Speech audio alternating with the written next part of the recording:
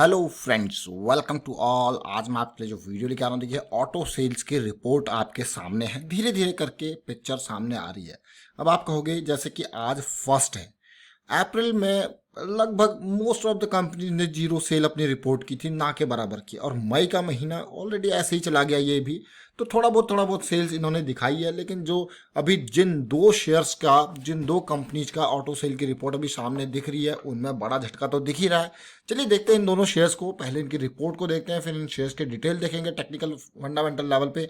और आगे बढ़ने से पहले मैं आपको बता दूं, अगर आपने अब तक चैनल को सब्सक्राइब नहीं किया तो जल्दी से सब्सक्राइब कर ले, क्योंकि आप बहुत सारी चीज़ें जो है मिस कर सकते हो अगर आपने सब्सक्राइब नहीं किया होगा। तो मार्केट में आज ज़बरदस्त तेजी जरूर देखने को मिली, 350 पॉइंट्स ऑफ गया निफ्टी ऑलमोस्ट, फिर धीरे धीरे करके वापसी हुई है निफ्टी की। तो ये सारी चीज़ों की डिटेल में सुबह आपको ऑलरेडी मार्केट ओपन होने से पहले ही बता दिया था कि 9680 पे निफ्टी ऑलरेडी हाई बना चुका है और तेजी की आसार दिख रहे हैं। तो ये सारी चीज़ें जब आप देखोगे तो इसीलिए सब्सक्राइब कर लीजिए, और जल्दी सारी चीज़ें आपको मिलती रहेंगी। बेल आइकन को प्रेस करोगे तो नोटिफिकेशन आती रहेगी, और साथ में टेक्निकल एनालिसिस की सीरीज आपको अगर देखनी है पूरी की पूरी, तो आप ज्वाइन कर सकते हो मेंबरशिप ज्वाइन बटन पर क्लिक करके। और यहाँ पे सारी सीरीज आपके लिए ऑलरेडी रेडी है, ताकि आप अपनी एक थीसिस बना सकते हो, अपनी एक सोच बना सकते हो, और उसके बेसिस पे आप इन्वेस्टमेंट करोगे, ताकि आपको किसी की टिप की जरूरत ना पड़े। इसीलिए ये सीरीज क्रिएट की गई है। अब मैं सीधे लेके जा रहा हूँ आपको ऑटो सेल्स के रिपोर्ट की तरफ।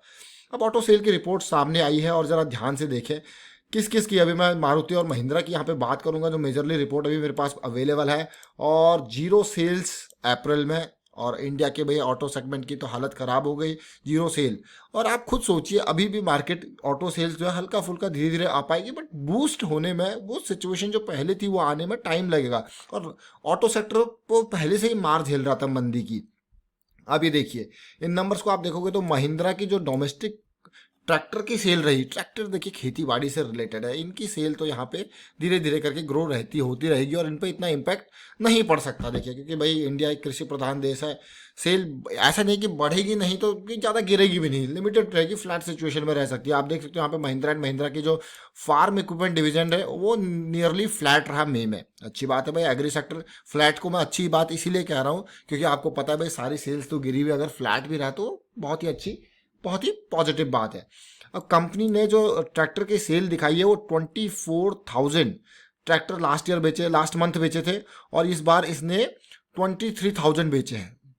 लास्ट ईयर बेचे थे, और इस बार कितने बेचे? 24,000 बेचे हैं। तो कहीं ना कहीं आप देख रहे हो कि यार, मतलब मई के महीने में 24,000 ट्रैक्टर बेच दिया ऐसे टाइम पे भी, तो बहुत ही। लेकिन जो एक्सपोर्ट हुआ, एक्सपोर्ट में झटका लगा है। 72% एक्सपोर्ट गिरा, क्योंकि एक्सपोर्ट के अंदर देखिए 324 यूनिट्स कुल बेची है, तो यहाँ पे झटका लगा है। और अगर बात करता हूँ मैं यहाँ पे महिंद्रा एंड महिंद्रा के अलावा, अगर और क्या डिटेल यहाँ पे जो हमारे पास है, देखिए going ahead Sikka sees farmer sentiments remaining positive due to robust rabi crop production, higher procurement, good prices of realization and the forecast of a normal monsoon. तो देखिए भाई सारी चीज़ें हैं। तो भाई फ्यूचर में जो हेमंत सिक्का जी जो प्रेसिडेंट है फार्म इक्विपमेंट सेक्टर के महिंद्रा एंड महिंद्रा के, उनका मानना है कि हाँ भाई हम पॉजिटिव हैं फार्म इक्विपमेंट सेक्टर में। लेकिन जब ऑटो सेल की दूसरी बारी आती है तो 79% गिरा हुआ है।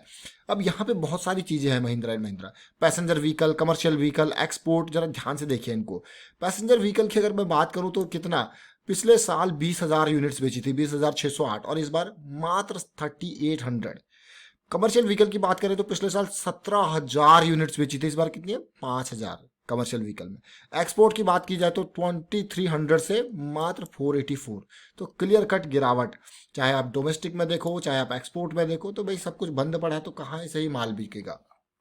उसके अलावा अगर हुंडई की कार सेल की बात की जाए तो 79% गिरी है।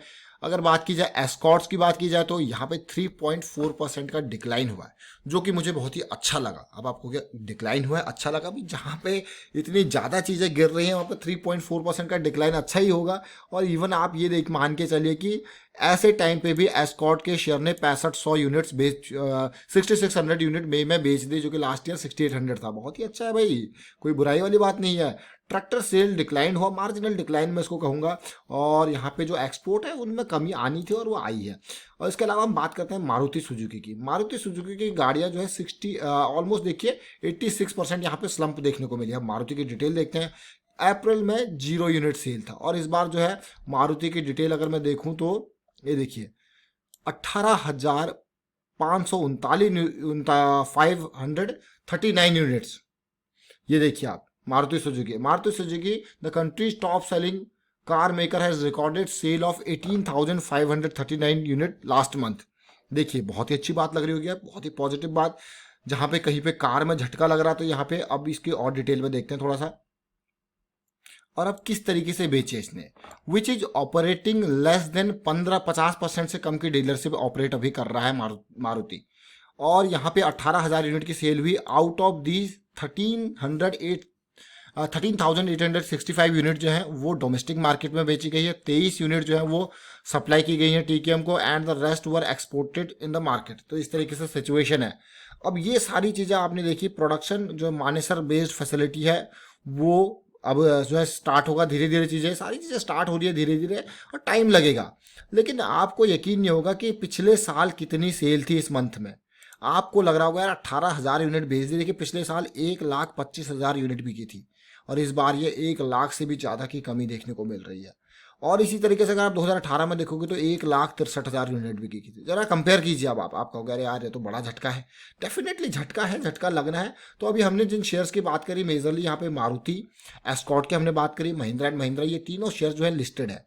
अगर मैं सिचुएशन देखूँ आज के हिसाब से, निफ्टी ऑटो सेक्टर की अगर बात करते हैं तो अशोक लेलैंड ने पूरा का पूरा आज जबरदस्त तेजी दिखाई। अपोलो टायर्स, एक्साइड, हमारा राजा बैटरी, महिंद्रा एंड महिंद्रा की अगर डिटेल बात करते हैं, फिर हम यहाँ पे मारुति की बात करेंगे, और उसके बाद यहाँ पे जो है बाकी डिटेल भी देखेंगे। एस्कॉर्ट के शेयर को भी देखते हैं। देखिए आज की डेट में महिंद्रा एंड महिंद्रा 460 के लेवल तक गया, क्योंकि भाई ट्रैक्टर एंड फार्म्स का तो सेल ठीक ही है, बाकी तो नहीं, लेकिन 460 के लेवल तक गया। 470 का हाई इसने बनाया है। अभी 460 के 5-5.5% के आसपास की क्लोजिंग दिखाई है। डिलीवरी 24% हुई है। अब बात करते हैं मारुति की। मारुति का जैसे कि आपने देखा नंबर्स काफ़ी तेज थे, लेकिन एक टाइम पे स्टॉक जो है किस लेवल तक चला गया था, 5864 के हाई पे गया था, और फाइनली जो है 2-2.5% ऊपर होके 5758 के आसपास ये क्लोज हुआ है, 5758 के आसपास, और 26% की डिलीवरी देखने को मिली। और एस्कॉर्ट के शेयर को देखते हैं। एस्कॉर्ट के शेयर में मैं काफ़ी टाइम से पॉजिटिव और ब्रेकआउट की उम्मीद थी मुझे 915 के आसपास, और वहाँ पे पुल बैक भी हुआ, 850 आया, वापस 965 ये हो गया है। और शेयर में भी आज 6 से 7% की तेजी देखने को मिली, और इसके नंबर्स भी आपने देखा कि भाई इतना ड्रॉप नहीं था। अब टेक्निकल लेवल पे इन शेयर्स को देखने की कोशिश करेंगे। स्टार्ट करते हैं देखिए मारुति से। मारुति की बात करें तो अगर आप देखो मंथली लेवल पे वीकनेस है, और अगर मैं वीकली लेवल की बात करता हूं तो देखिए वीकली लेवल में पिछले बार ही मैंने आपको यहाँ पे शेयर कर दिया। देखिए हाँ भाई पॉजिटिविटी, ये लेवल क्रॉस हो जाए 5200 का, तेजी आपको देखने को मिलेगी, क्योंकि ब्रेकआउट आएगा। ये जो करेक्शन है ये इम्पल्स था, करेक्शन बना, करेक्शन के बाद तेजी, स्टॉप लॉस आपके पास रेडी था, और अब देखिए तेजी आ चुकी है। अब कितनी तेजी यहाँ पे रहती है, क्योंकि आगे जो है बॉटम मैं कहूँगा जो रुकावट रेजिस्टेंस लेवल्स होंगे वो तैयार रहेंगे, तो ज़्यादा तेजी एक्सपेक्टेड है नहीं। मैक्सिमम मैं 6200 तक एक्सपेक्ट कर सकता हूँ। यहाँ से इसको जरूर एक बड़ा रेजिस्टेंस मिलेगा। ये तो आपने वीकली चार्ट देखा, और डेली सिचुएशन में आप देख सकते हो कि किस तरीके से आपका जो है करेक्शन रिजॉल्व हुआ। करेक्शन रिजॉल्व होना काफ़ी इंपॉर्टेंट है। जैसे स्टॉक में तेजी आई और ये करेक्शन आया, करेक्शन रिजॉल्व हुआ था, ये आपके पास 5200 के पास एंट्री का मौका था, स्टॉप लॉस आपके पास रेडी था। अब ये चीज़ तो आपने देखी खाली मारुति के शेयर के। महिंद्रा एंड महिंद्रा को भी देखेंगे, समझने की कोशिश करेंगे। फिर चलते हैं एस्कॉर्ट के ऊपर। महिंद्रा एंड महिंद्रा के शेयर को भी आप देखिए कि मंथली में थोड़ा सा डाउन जरूर दिख रहा होगा भाई, थोड़ा सा ही अप दिख रहा होगा, लेकिन वीकली के सिनेरियोज को अगर आप देखोगे आपको यार ये तो पॉजिटिविटी दिख रही थी।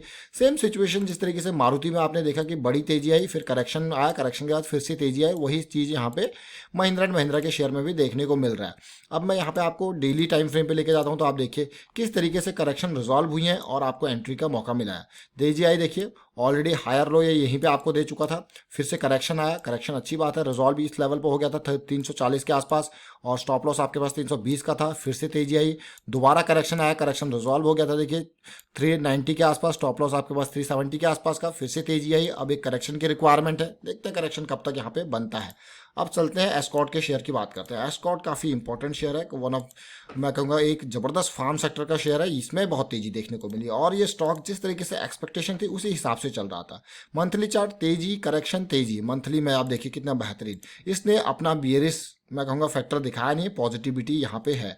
और जब इसमें गिरावट आई थी तो हम यहाँ पे इसको इस रेंज से कवर कर रहे। देखिए जब से ये पहला तेजी आया था और ये करेक्टिव रिजॉल्व हुआ था 30 के आसपास से इसकी कवरेज हमने रखी हुई है। और मेंबर्स को तो मैंने कई बार इसके ऊपर बहुत बेहतरीन चीज़ें यहाँ पे बताई है, और मेंबर्स का जो फीडबैक था बहुत ही खतरनाक इसके ऊपर था। और बिल्कुल जिस तरीके से मेंबर्स ने यहाँ पे सजेस्ट किया था इस शेयर को, और उसी तरीके से इसने मूवमेंट दिया। क्योंकि जब ब्रेकआउट की हमने यहाँ पे बात करी थी 920 के आसपास की, तो मेंबर्स ने कहा नहीं, ब्रेकआउट ऐसे हो ही नहीं सकता, हमें एक करेक्शन यहाँ पे चाहिए छोटा सा, एटलीस्ट 850 के लेवल तक तो आए। और स्टॉक देखिए 850 के लेवल तक आया, और उन्होंने कहा फिर हम एंट्री करेंगे, और फिर एंट्री करके क्या ब्रेकआउट आया। अब देखिए आज की डेट में 990 के लेवल के आसपास तक गया है। बहुत ही बढ़िया बात भाई। चलिए वाइंड अप करता हूँ यहाँ पे वीडियो को। उम्मीद करता हूँ आपको वीडियो अच्छा लगा होगा। अच्छा लगा तो शेयर जरूर कीजिए, लाइक कीजिए, चैनल सब्सक्राइब करो, जल्दी से सब्सक्राइब कर ले, बेल आइकन को प्रेस कर ले, जिससे आपको नोटिफिकेशन आती रहेगी। Thank you for watching the video.